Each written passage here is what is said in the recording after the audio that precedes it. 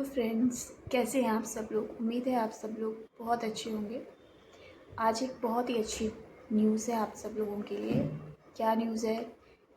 News ये है कि आज जो ड्यू डेट है DIR3 KYC की, वो एक्सटेंड हो गई है।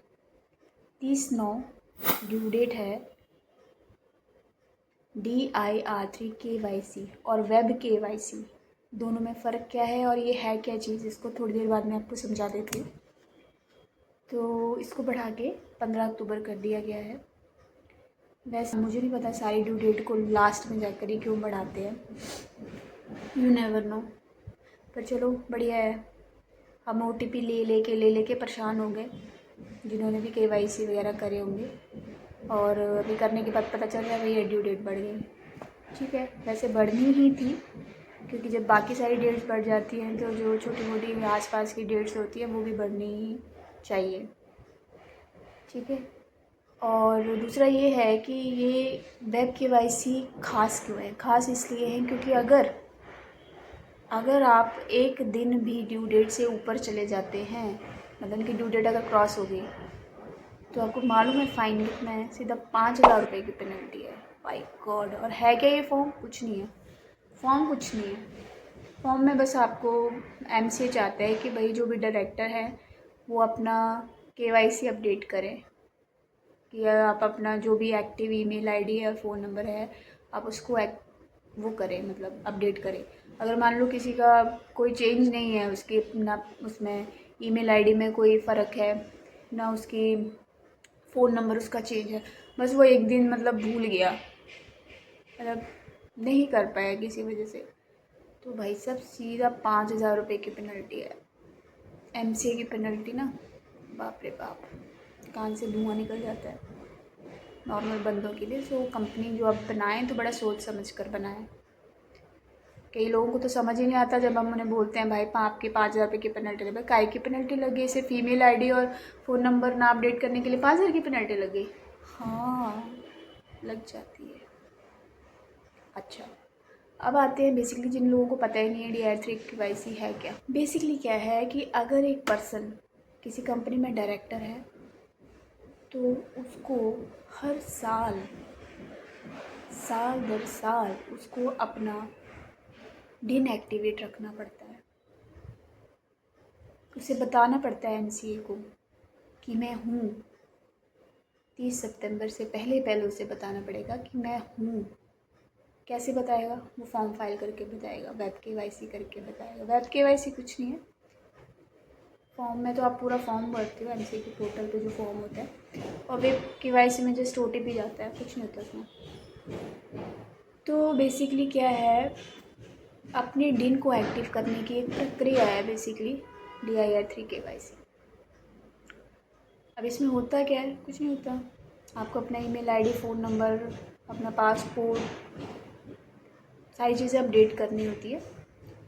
तो कहीं ना कहीं MCA आपसे जानना चाह रही है कि जिन लोगों ने डिन नहीं रखा है वो कोई मतलब फेकम पेक्की वाले लोग तो नहीं है, बॉट टाइप, नकली।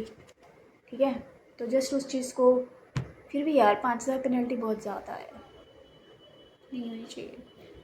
ठीक है, सो अब नेक्स्ट क्वेश्चन आता है कि जो लोग कंपनी में डायरेक्टर नहीं है लेकिन उन्होंने डिन नंबर ले सकते हैं। डिन नंबर है ना, मान लो उन्होंने कंपनी से रिज़ाइन कर दिया है लेकिन डिन तो है। डिन थोड़े ना, कंपनी बंद हो जाती है लेकिन डिन थोड़े ना बंद होता है, डिन तो पड़ा रहता है लोगों के पास। तो भी मेरे को DIR3 KYC कराना पड़ेगा। हाँ भाई कराना पड़ेगा, नहीं तो डिन डीएक्टिवेट हो जाएगा। कुछ नहीं हो जाता, डीएक्टिवेट हो जाएगा।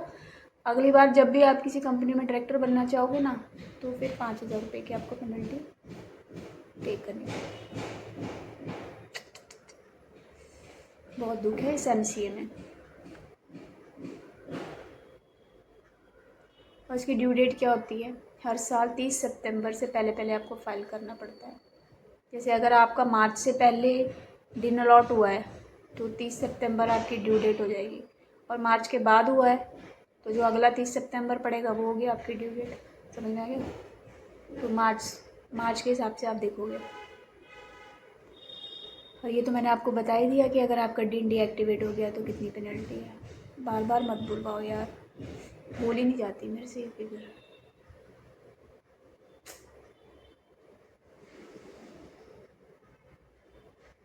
अच्छा, अब क्वेश्चन आता है कि जो DI3 KYC का जो फॉर्म होता है, जब फर्स्ट टाइम आप डायरेक्टर बनते हो ना, तो सिर्फ वेब KYC से काम नहीं चलता, फॉर्म भरना पड़ता है, 500 रुपये फ़ीस भी लगती है उसमें। उसमें डिटेल क्या जाती है, इसमें आती है आपका नाम, पता, पैन नंबर, आधार कार्ड की अटैचमेंट, पैन कार्ड की सेल्फ अटेस्टेड वाली अटैचमेंट चल जाती है, और एड्रेस चला जाता है बस। और कुछ डिटेल नहीं जाती, कुछ खास बड़ा फॉर्म नहीं होता, ये छोटा सा फॉर्म होता है। और मोबाइल और ईमेल की वो होती है इसमें वेरिफिकेशन, और एक फ़ोटो लगती है आपकी।